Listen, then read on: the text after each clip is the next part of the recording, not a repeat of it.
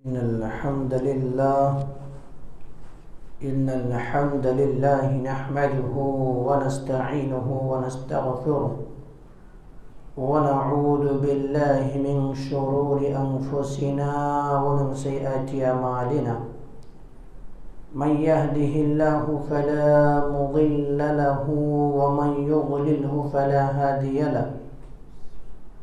وأشهد أن لا إله إلا الله وأشهد أن محمدا عبده ورسوله. يا أيها الذين آمنوا اتقوا الله حق تقاته ولا تموتن إلا وأنتم مسلمون.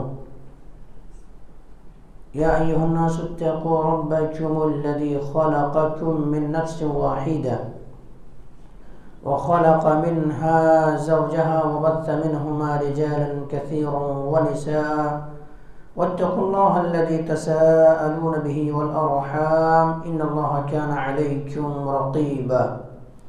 يا أيها الذين آمنوا اتقوا الله وقولوا قولا سديدا يصلح لكم أعمالكم ويغفر لكم ذنوبكم ومن يطع الله ورسوله فقد فاز فوزا عظيما. أما بعد فإن خير الحديث كتاب الله وخير الهدي هدي محمد صلى الله عليه وسلم وشر الأمور محدثاتها وكل محدثة بدعة وكل بدعة ضلالة وكل ضلالة في النار.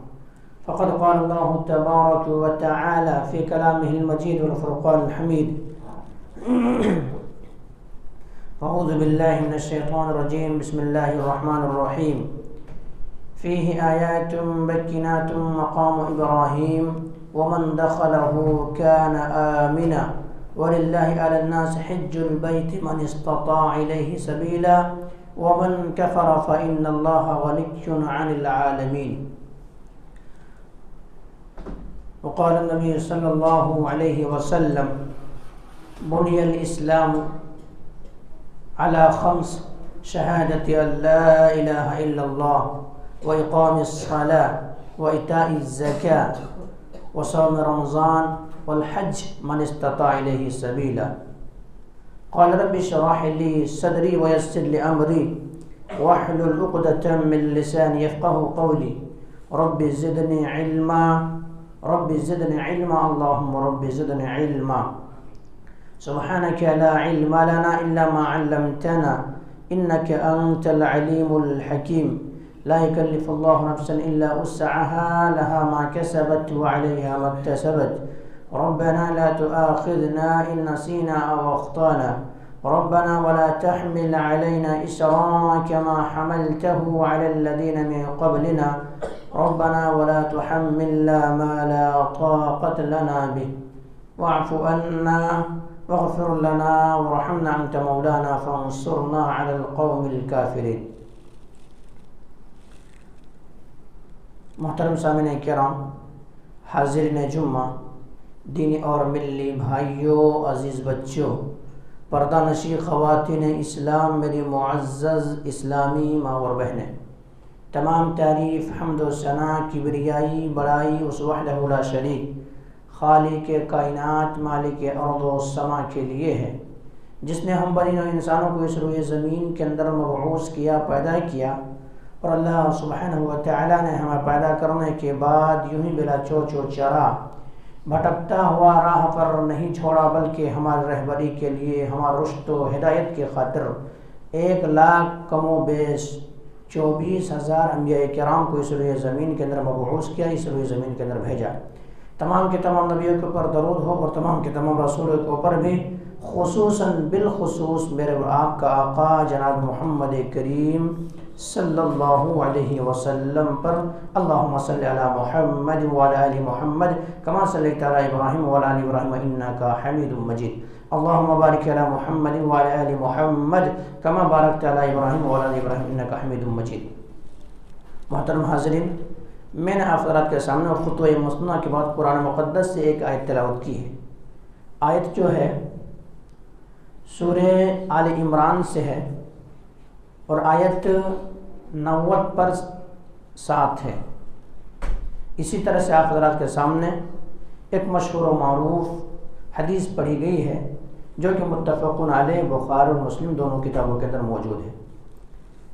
اس مناسبت سے آج میں آپ حضرات کے سامنے بیان کروں گا فضائل حج، یعنی جو شخص حج کرتا ہے ان کے لیے کیا کیا فضیلتیں ہیں، اللہ رب العالمین کیا عطا کریں گے۔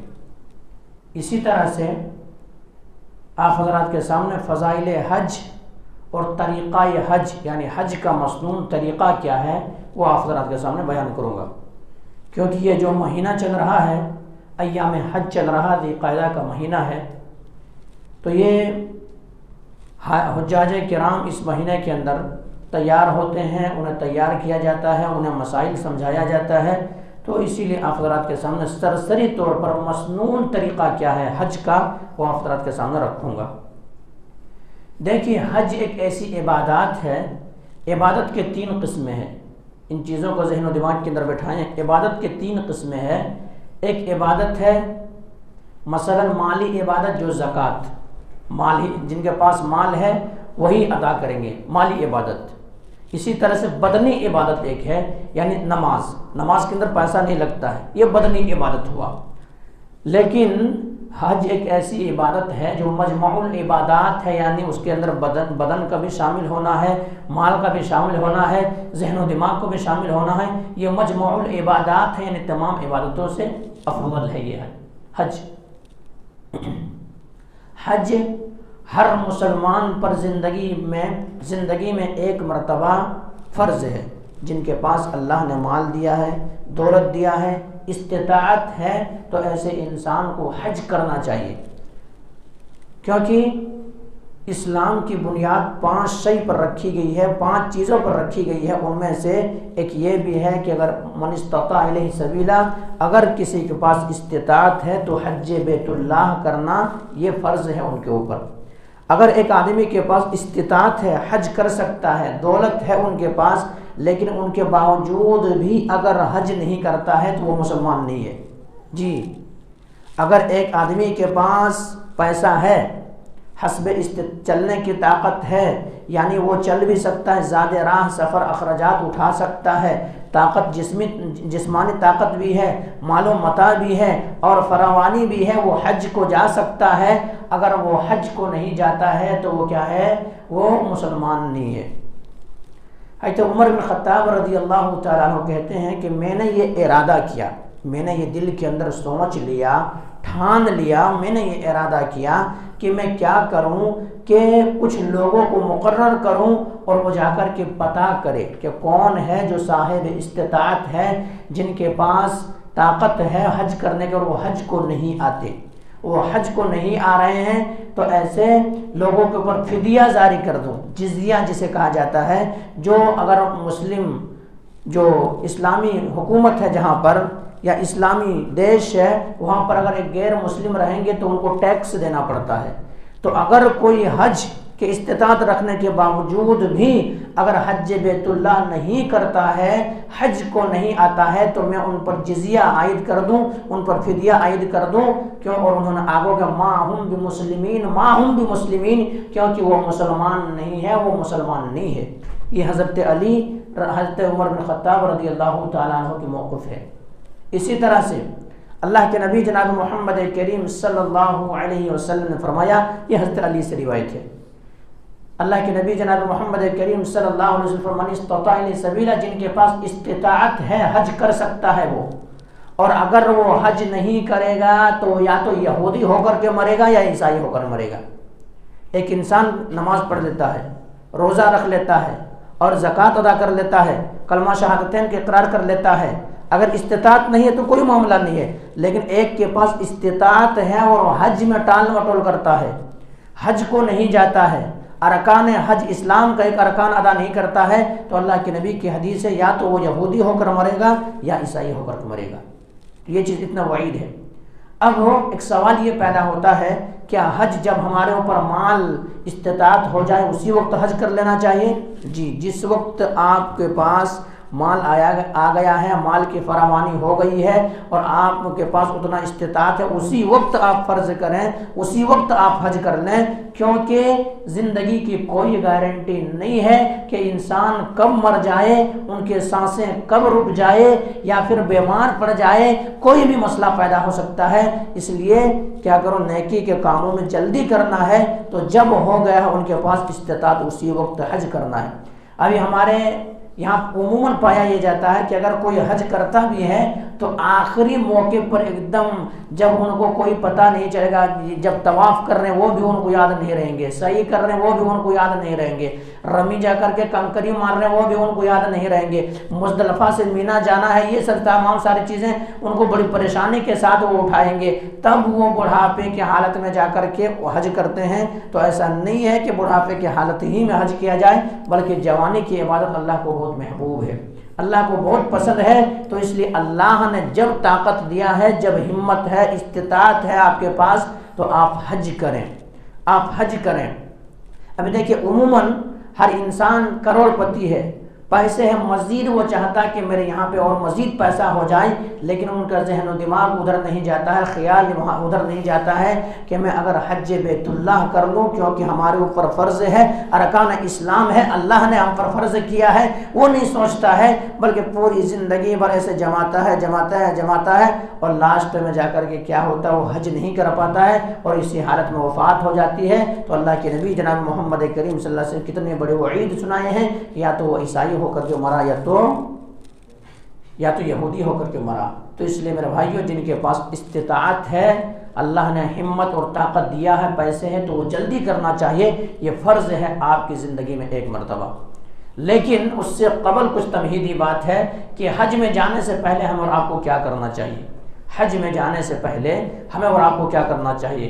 حج بیت اللہ کے رخ کرنے سے پہلے، حج بیت اللہ کے سفر کرنے سے پہلے ہمیں اور آپ کو جو دیکھنا ہے اپنے عقیدے کی اصلاح، کہ ہمارے عقیدے کتنے درست ہیں، ہمارے عقیدے کتنے درست ہیں۔ کہیں نہ کہیں ہمارے عقیدے کے اندر اگر کوئی گڑبڑیاں ہیں، اگر کوئی کھوٹ ہیں، تو ہم اور آپ اپنے عقیدے کی اصلاح کریں، عقیدے کی اصلاح کریں۔ کیوں؟ اگر عقیدے کی اصلاح نہیں ہوئی تو چاہے کوئی بھی عبادت ہو، نماز ہو، روزہ ہو، حج ہو، زکوٰۃ ہو، کوئی بھی عبادت ہو، اگر عقیدہ درست نہیں ہے، ان کے اعمال کوئی قابل قبول نہیں ہے، ان کے اعمال کی کوئی اہمیت نہیں ہے۔ یہاں تک کہ اللہ کے نبی جناب محمد کریم صلی اللہ علیہ وسلم سے اللہ تبارک و تعالیٰ نے مخاطب کر کے کہا، لئن اشرکت لیحبطن عملک ولتکونن من الخاسرین۔ اے نبی جناب محمد کریم صلی اللہ علیہ وسلم، اگر آپ بھی شرک کرتے، یعنی آپ کی عقیدے کے اندر بھی اگر کوئی گڑبڑیاں ہوتی، تو آپ کے اعمال بھی غارت ہو جاتی، آپ کے اعمال بھی برباد ہو جاتی۔ تو سب سے پہلے کیا ہے، ہم اور آپ اپنا عقیدہ اس کی اصلاح کریں، عقیدہ جو ہے اس کی اصلاح کریں۔ عقیدے کی اہمیت اتنا زیادہ سمجھیں میرے بھائی، اللہ کے نبی جناب محمد کریم صلی اللہ علیہ وسلم 13 سال تک ایک ہی دعوت دیتے رہے عقیدے کے تعلق سے، قولوا لا الہ الا اللہ تفلحوا، کہہ لو کامیاب ہو جاؤ گے، ایک اللہ کو مان لو کامیاب ہو جاؤ گے، عرب و عجم کا مالک تم بن جاؤ گے۔ یعنی عقیدے کے اوپر 13 سال محنت کی آپ صلی اللہ علیہ وسلم۔ یوں ہی نہیں، 13 سال گزر جانے کے بعد 10 سال پھر نبی کریم صلی اللہ علیہ وسلم دیگر جو عبادات ہے، اس کے بعد نبی کریم صلی اللہ علیہ وسلم کے اوپر یہ تمام عبادتیں فرض ہوئیں، لیکن 13 سال توحید کے اوپر گفتگو کی گئی، توحید کے اوپر توحید کو سمجھایا گیا، عقیدے کو سمجھایا گیا۔ کیوں عقیدے کو سمجھایا گیا؟ اگر عقیدہ درست نہیں ہے تو کوئی فائدہ نہیں عمل کر کے۔ اب حج بیت اللہ جو ہے، پہلا عقیدے کی اصلاح، دوسری چیز جو ہے سنت کے مطابق حج ہونا، سنت کے مطابق حج ہونا، تیسری چیز جو ہے اخلاص للہیت، اللہ کے رضا کے لیے کام ہونا۔ ایسا نہیں کہ اگر میں حج کو جا رہا ہوں تو لوگ میرے نام کے آگے حاجی صاحب سے پکاریں گے، یا میں حاجی کہلاؤں گا، یہ کہہ کر کے نہیں، اس طرح سے، بلکہ اللہ کی رضا کے لیے، تیسری چیز۔ چوتھی چیز کیا ہے؟ رزق حلال، رزق حلال، اگر رزق حلال انسان کے پیٹ کے اندر گیا ہے، اگر ایک لقمہ بھی حرام کے پیٹ کے اندر چلا گیا تو ان کی نماز قبول نہیں، ان کے روزے قبول نہیں، ان کی حج قبول نہیں، ان کے زکوٰۃ قبول نہیں، کوئی بھی عبادت قابل قبول نہیں ہے، کیونکہ اللہ پاک ہے اور پاکی کو پسند کرتا ہے۔ تو رزق حلال۔ پانچویں چیز، اگر کسی کا حج میں جانے سے قبل اگر کوئی انسان کسی کا مال غصب کر لیا ہے، کسی کا مال چھین لیا ہے، کسی کا مال ہڑپ لیا ہے، حقوق العباد جسے کہا جاتا ہے، ان میں کوئی کوتاہی ہوئی ہے تو وہ کیا کریں؟ سب کو یا تو وہ چیز لوٹائیں، ان کو بلا کر کے منا لیں، معافی اور تلافی کریں، اس کے بعد حج کو نکلیں، کیونکہ حج کا ایک ایسا سفر ہے پتہ نہیں کہ وہ انسان پھر لوٹ کر کے آئے گا یا اسی طرح سے اللہ رب العالمین پیارے ہو جائیں گے۔ اور یہی زیادہ بہتر ہے کہ حج کے لیے انسان گیا ہے اور اسی حالت میں اللہ نے ان کو بلا لیا تو ان کے لیے بڑی اعجاز کی بات ہے۔ اس لیے کیا ہے، روٹھے ہوئے کو منا لینا ہے، اور کسی کے حق اگر دبا دیے ہیں تو وہ حق ان کو ادا کر دینا ہے۔ تو یہ 5 چیزیں ہیں: عقیدے کی اصلاح، سنت کے مطابق حج ہونا، اخلاص للہیت ہونا، رزق حلال ہونا، اور اپنے روٹھے ہوئے بھائیوں کو منانا۔ یہ آداب حج میں سے ہے، آداب حج میں سے یہ 5 چیزیں ہیں۔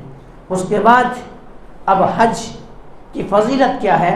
حج کی فضیلت اتنا زیادہ ہے، اللہ کے نبی جناب محمد کریم صلی اللہ علیہ وسلم کی خدمت میں ایک صحابی رسول حاضر ہوئے، حضرت عمرو بن عاص رضی اللہ تعالی عنہ۔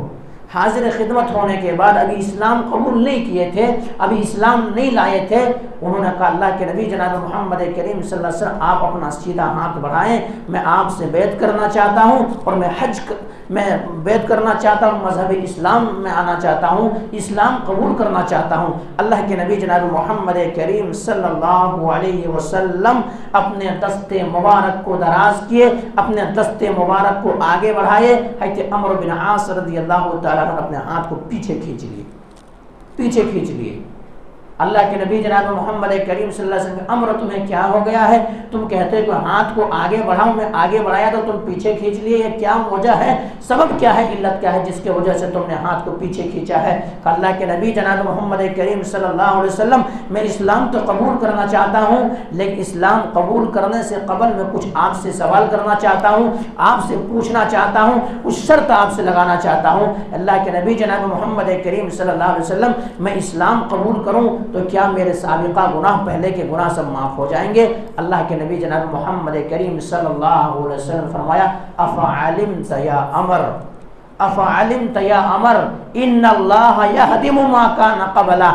اے عمر، کیا تمہیں پتہ نہیں ہے، کیا تمہیں اس بات کا علم نہیں ہے کہ اگر کوئی اسلام لاتا ہے، مذہب اسلام کو اپناتا ہے، اسلام نبی کے اوپر، نبی کے کلمے کو پڑھتا ہے اور شریعت اسلام پر اپنے سر مبارک کو خم کر دیتا ہے، اسلام قبول کر لیتا ہے، تمام ادیان باطلہ کو چھوڑ دیتا ہے، اسلام قبول کرنے کی وجہ سے انہوں نے جتنے سارے گناہ پیچھے کیے ہیں وہ تمام کے تمام گناہ معاف ہو جاتے ہیں۔ ان اللہ یہدم ما کان قبلہ، اسلام لاؤ، اسلام لانے سے تمہارے گناہ معاف ہو جائیں گے۔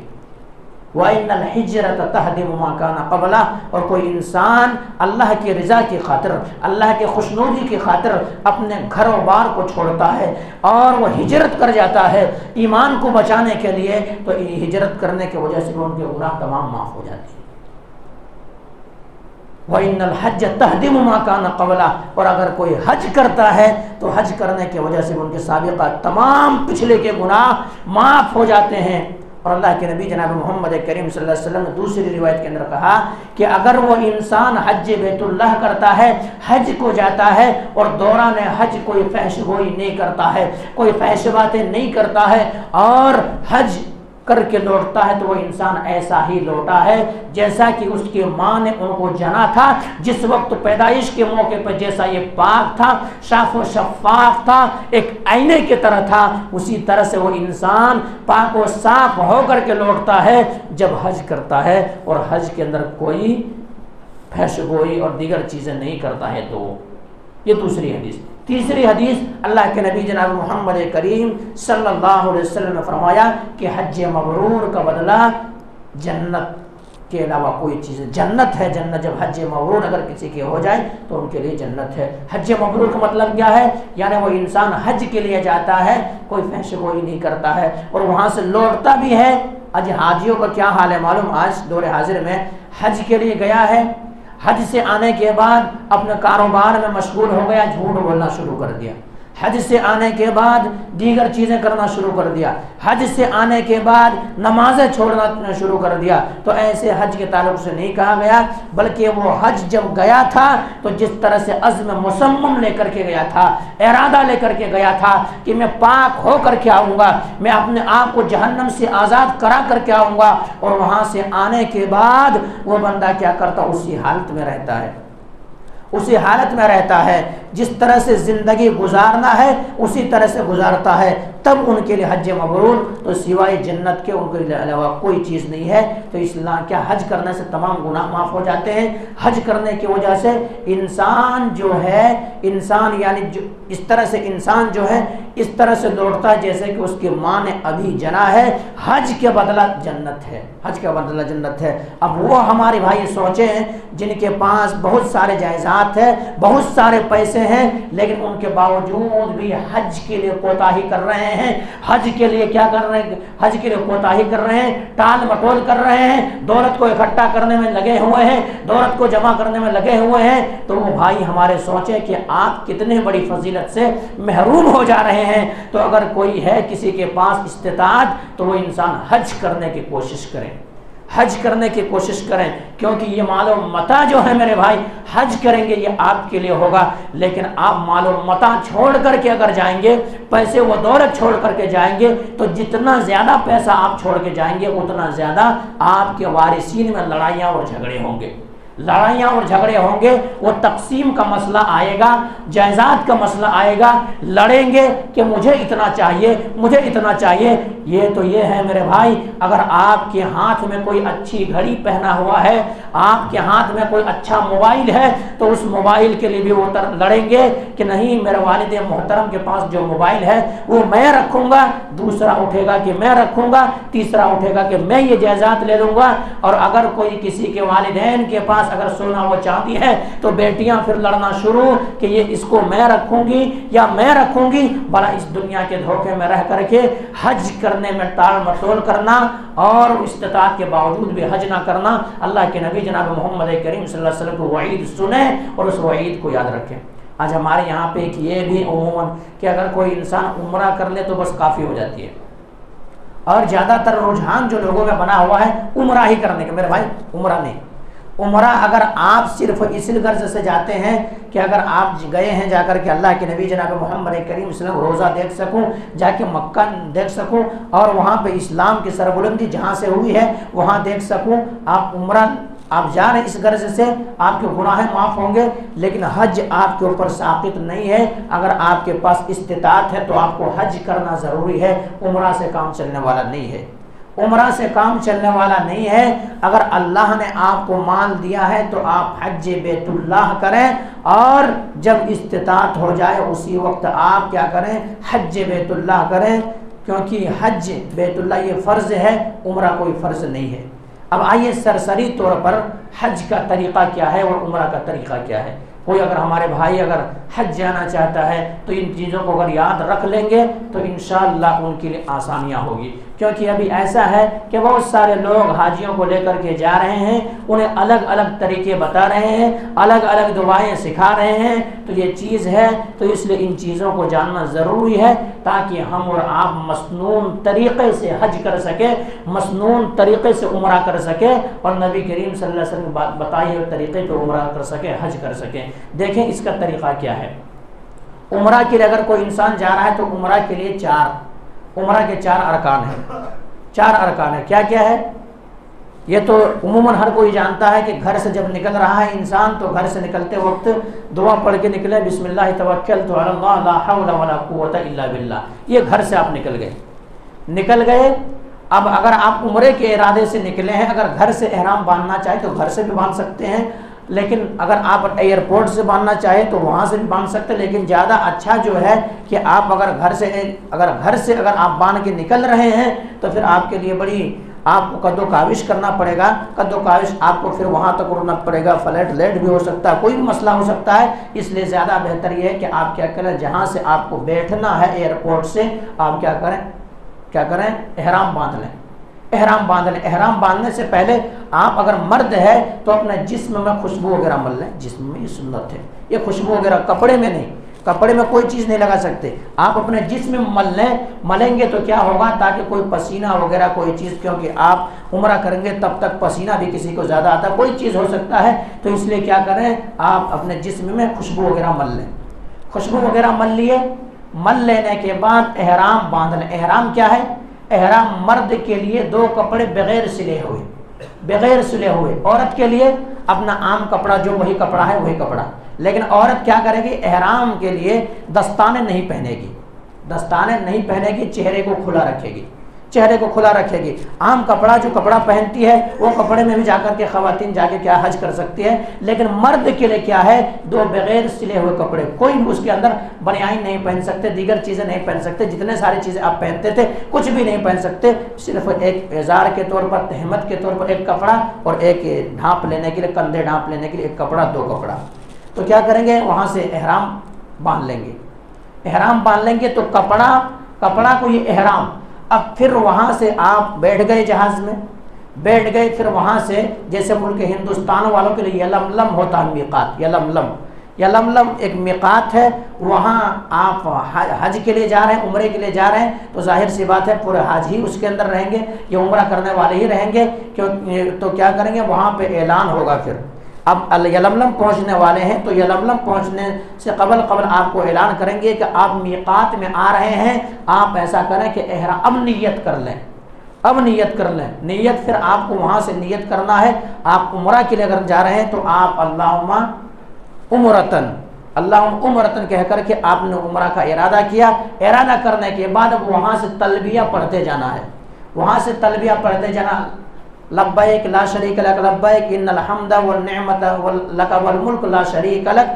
آپ تلبیہ پڑھتے جانا، کہاں تک، یہ پڑھتے جانا مکہ تک، مکہ جو ہی نظر آئے تلبیہ بند کر دیں گے، تلبیہ بند کر دیں گے، تلبیہ بند کرنے کے بعد اگر آپ کے ہوٹل وغیرہ پہلے سے بک ہے تو جا کر کے سامان وغیرہ وہاں رکھیں گے، پھر مکہ میں ڈائریکٹ آئیں گے اور مکہ میں آنے کے بعد طواف کریں گے۔ ایک چیز یاد رکھیں کہ مکہ کا جو طواف ہے وہ مکہ کی تحیۃ المسجد جو ہے یہ طوافی تحیۃ المسجد ہے، مکہ میں جیسے عام مسجد میں آپ پہلے جاتے ہیں تو کیا کرتے ہیں، 2 رکعت نماز پڑھتے ہیں تحیۃ المسجد، لیکن مکہ جو آپ گئے ہیں تو طواف ہی کیا ہے، تحیۃ المسجد ہے، آپ اگر باوضو ہیں تو جا کر کے پھر کیا کریں گے، وہاں طواف کریں گے۔ طواف کیسے کریں گے، وہاں حجر اسود سے شروع کریں گے، اور مرد کے لیے جو استباع یعنی سیدھا کندھا جو ہے اس کو کیا کریں گے، ذرا کھول کے رکھیں گے، پھر حجر اسود سے وہاں سے طواف شروع کریں گے، حجر اسود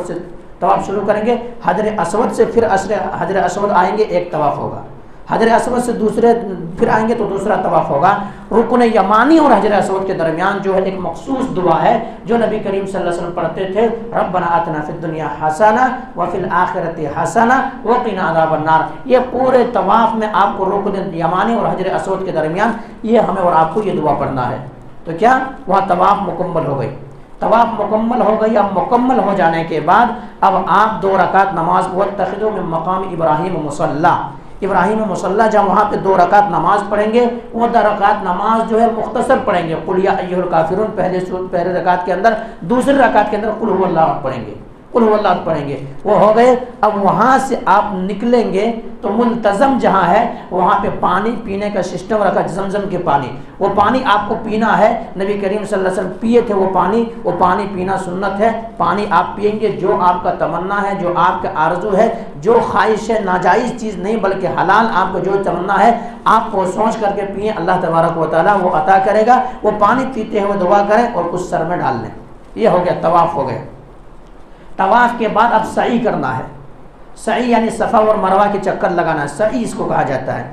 آپ صفا پہ چڑھیں گے، صفا پہ چڑھنے کے بعد وہاں پہ دعا کریں گے، ان الصفا والمروۃ من شعائر اللہ فمن حج البیت او اعتمر، یہ دعا جو ہے دعا آپ پڑھیں گے، دعا پڑھ کے پھر کیا کریں گے، صفا اور مروہ کے چکر لگائیں گے، صفا اور مروہ کے 7 چکر لگائیں گے، صفا سے مروہ تک 1 چکر، مروہ سے صفا تک دوسرے چکر، اور بعض حضرات کیا کرتے ہیں لا علمی کی بنا پہ 14 چکر لگا دیتے ہیں، جس طرح سے صفا سے مروہ پھر مروہ سے صفا اس طرح سے کر کے ان کو علم نہیں ہوتا ہے یا ان کو سمجھایا نہیں جاتا ہے، تو اس بنا پہ بعض حضرات ہوتے ہیں جو کیا 14 چکر لگا دیتے ہیں، 14 نہیں 7 ہی چکر، صفا سے مروہ 1 چکر، پھر مروہ سے صفا دوسرا چکر، اسی طرح سے 7 چکر لگانا ہے۔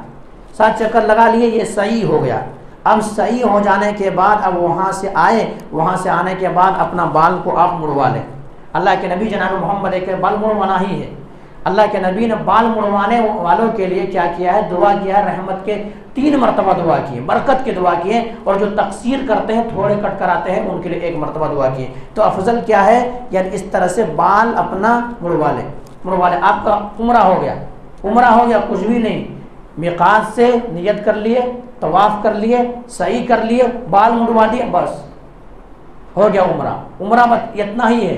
اب ایک عمرہ جانے والے سوچتا ہے پھر کیا کریں گے، پھر کہاں جائیں گے، کہاں سے کیا کریں گے، کیسے کریں گے، کیا کریں گے۔ 3 چیز بس ہے، 3 چیز، میقات سے احرام باندھے، احرام نیت کر لیے، طواف کر لیے، سعی کر لیے، بال مڑوا لیے، بس آپ کو عمرہ ہو گیا۔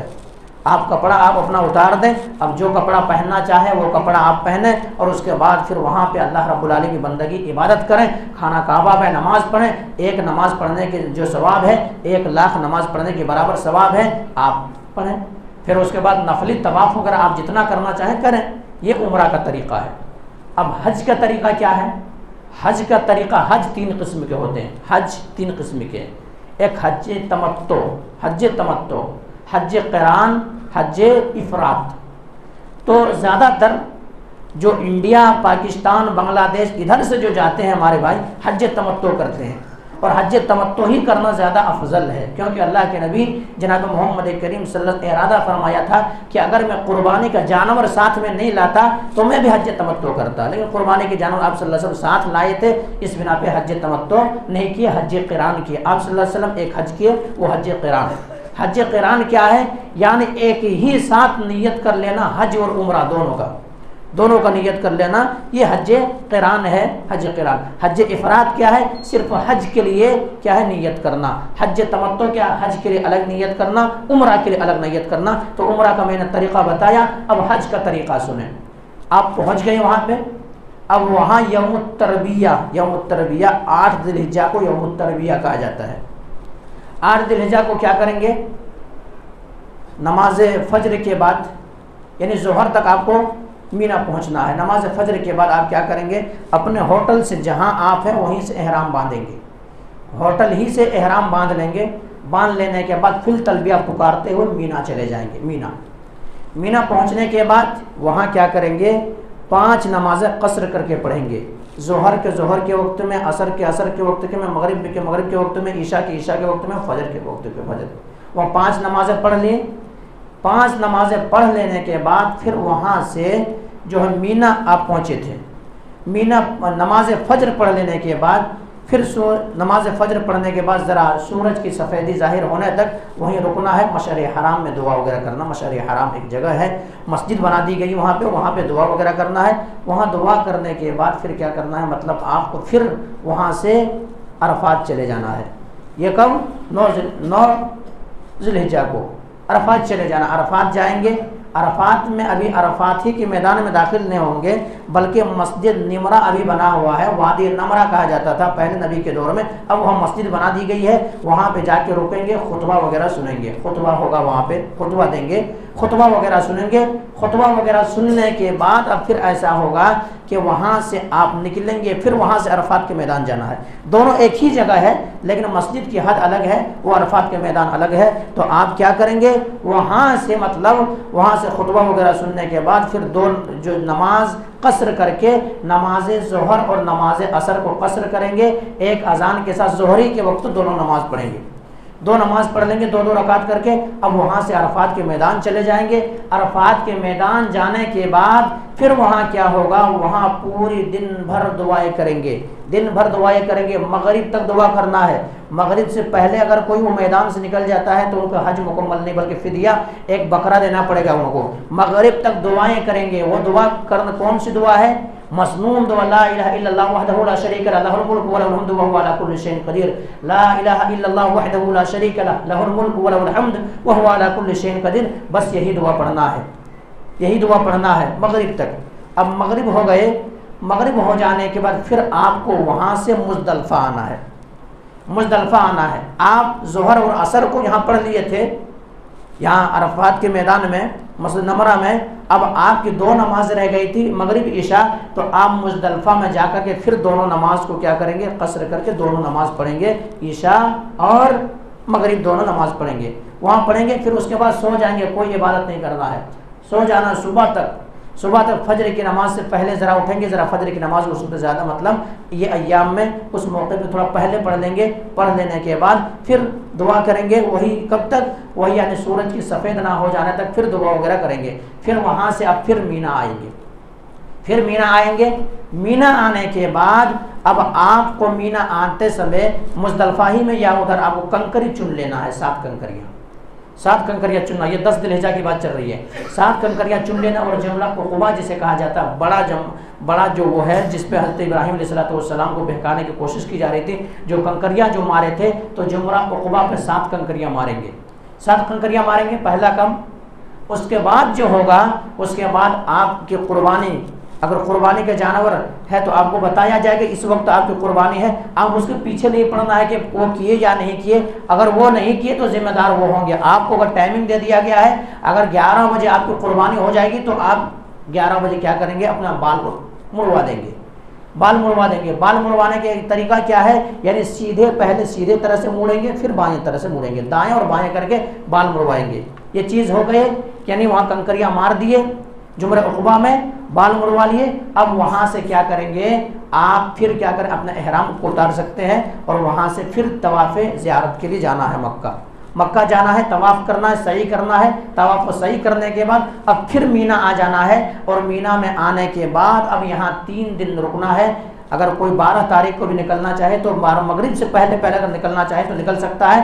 لیکن ایام تشریق 11 12 13 3 دن رہیں گے. وہاں تینوں دن خالی کام کچھ بھی کرنے کا نہیں ہے. تینوں جمعے کو خالی کیا کرنا ہے؟ پتھر مارنا ہے، کنکریاں مارنا ہے. پتھر مارنا، کنکریاں مارنا ہے. پہلے جمعے کو ماریں گے، تھوڑا پیچھے ہٹ کر دعا کریں گے. دوسرے جمعے کو ماریں گے، پھر پیچھے ہٹ کر کے دعا کریں گے. جمعہ وسطیٰ جو لاسٹ کا جمعہ عقبہ ہے وہاں دعا نہیں کرنا ہے. تو یہ مسلسل ریگولر 3 دن کرنا. اس کے بعد پھر آپ کا حج مکمل ہو گیا. کیا ہے؟ یوم الترویہ 8 ذی الحجہ کو کیا ہے؟ یہاں سے احرام باندھنا.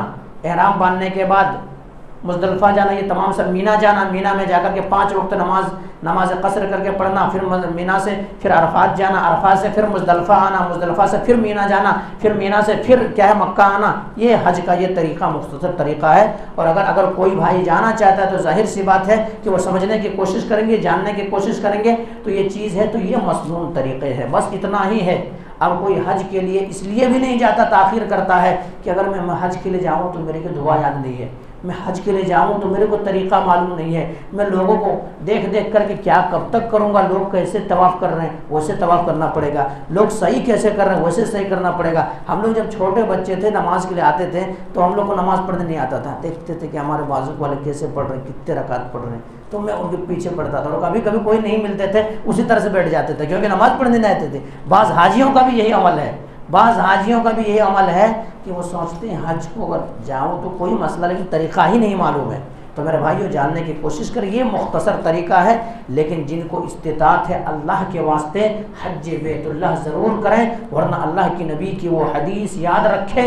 بڑی وعید ہے اگر کوئی مسلمان ہو، روزہ بھی رکھا ہو، نمازیں بھی پڑھا ہو، زکوٰۃ بھی ادا کیا ہو، کلمہ شہادتین کے اقرار بھی کیا ہو، اور حج بیت اللہ کی استطاعت کے باوجود حج نہ کیا ہو، تو وہ عیسائی ہو کے مر رہا ہو یا یہودی ہو کے مر رہا ہو، تو کتنے بڑی وعید ہے. حضرت عمر بن خطاب رضی اللہ عنہ کہتے ہیں ما ہم بمسلمین، وہ مسلمان نہیں ہے، وہ مسلمان کتنے بڑی وعید ہے. تو میرے بھائیوں جن کے پاس استطاعت ہے جلدی کوشش کرنا چاہیے اور حج بیت اللہ کرنا چاہیے. بہرحال اس بات کو ختم کرتے ہیں. اللہ تبارک و تعالیٰ سے دعا کرتے ہیں کہ مولا کریم جو بات کہی گئی ہے سب سے پہلے تو ہم آپ کو تو ان باتوں کے اوپر اچھی سمجھ کے توفیق دے دے.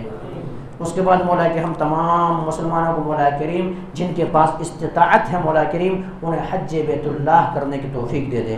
مولا کریم جن کے پاس استطاعت نہیں ہے مولا کریم انہیں تو رزق حلال عطا فرما اور اتنا مال کی فراوانی کر دے تاکہ تیرے نبی کے شہر کو دیکھ سکے، حج بیت اللہ ادا کر سکے، فضائل ارکان اسلام جو حج ایک اہم ارکان ہے اس کو ادا کر سکے۔ تو ہر مسلمان کو تو اس طرح سے پیسے والے استطاعت والے بنا دے۔